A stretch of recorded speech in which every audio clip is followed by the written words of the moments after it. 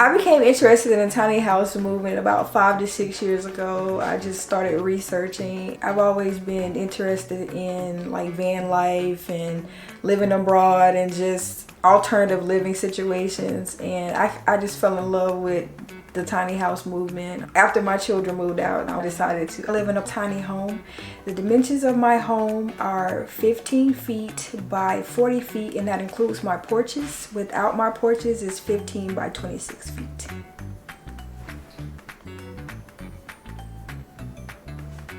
I moved into this home in December 2022.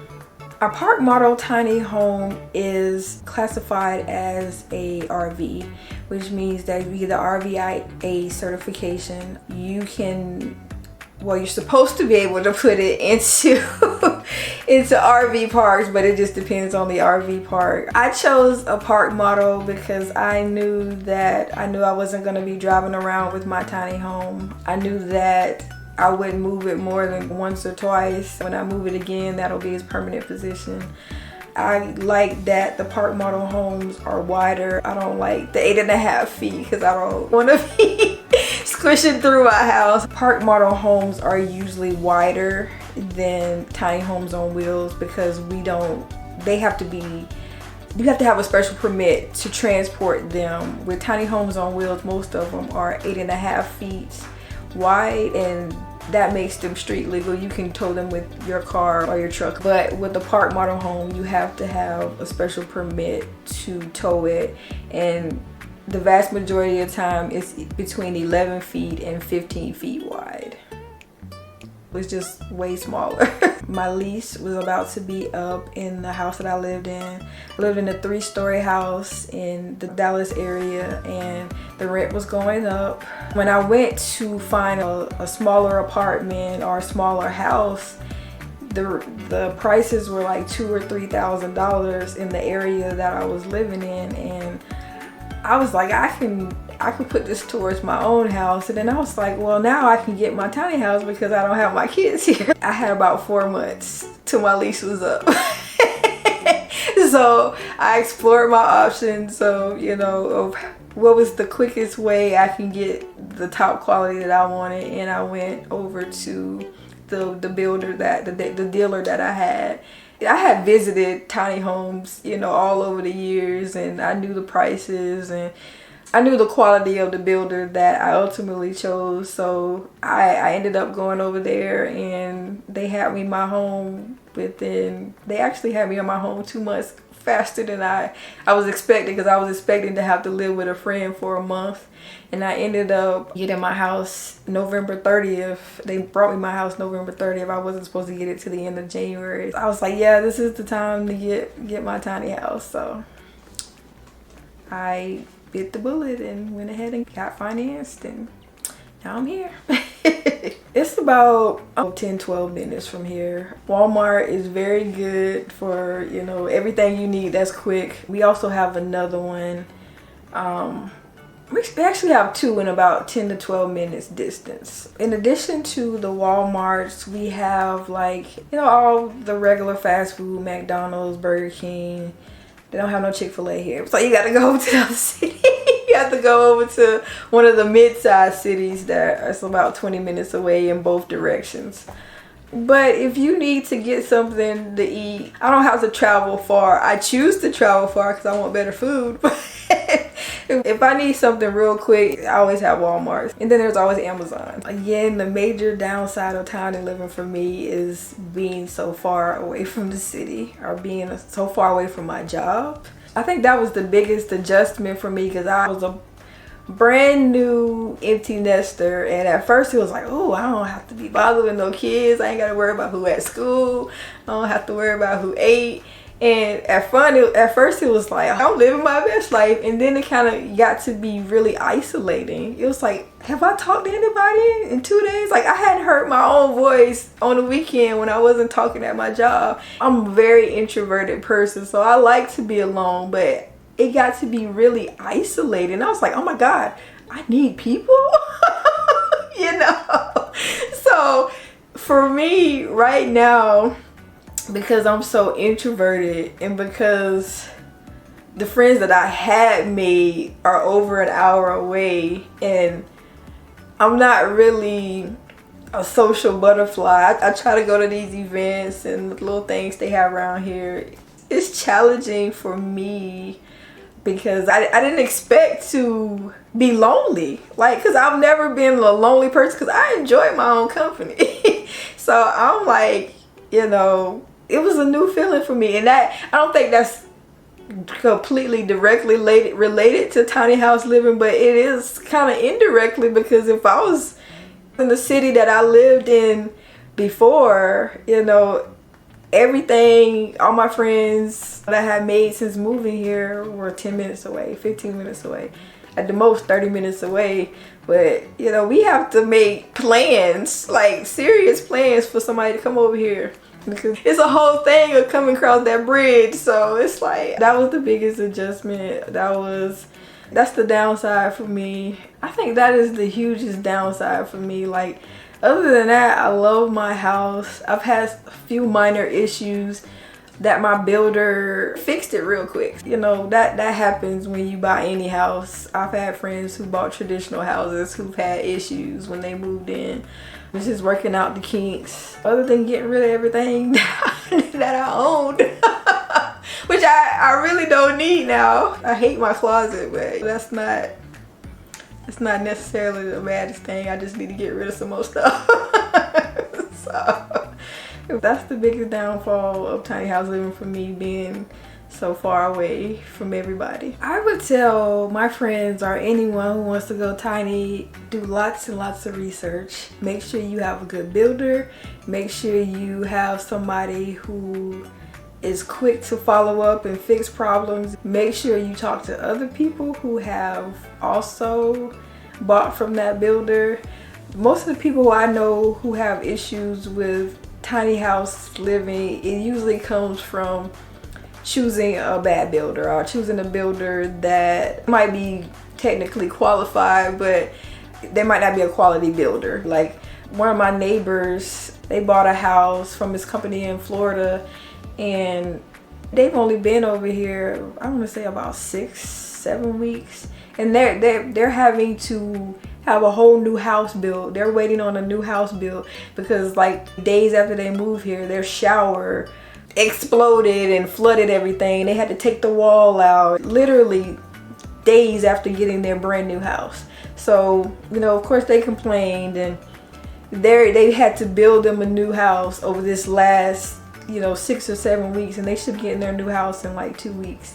In the tiny house community, it's kind of seen as the cheap route. I think people equate tiny house living with living inexpensively, and it's not necessarily the most inexpensive way. Even though my mortgage is way less than what I was paying in rent, the more money you put into it as far as the labor and making sure that you have good quality contractors, it's probably the better it's gonna turn out for you. Because I know a lot of people who DIYing who had to do it again, you know, because they didn't know what they was doing, and they was hiring people who didn't know what they was doing. I would tell everybody to make sure you have a good quality builder. Also, visit tiny home places that allow for tours. A lot of tiny home communities and builders, they have tiny home hotels to where you can go try before you buy. Because this lifestyle, you know, if you can't give up all your stuff, this ain't for you. Even though I had my closet at my old house was the size of my bedroom that I live in now. So I had to get rid of probably about 90% of what I have.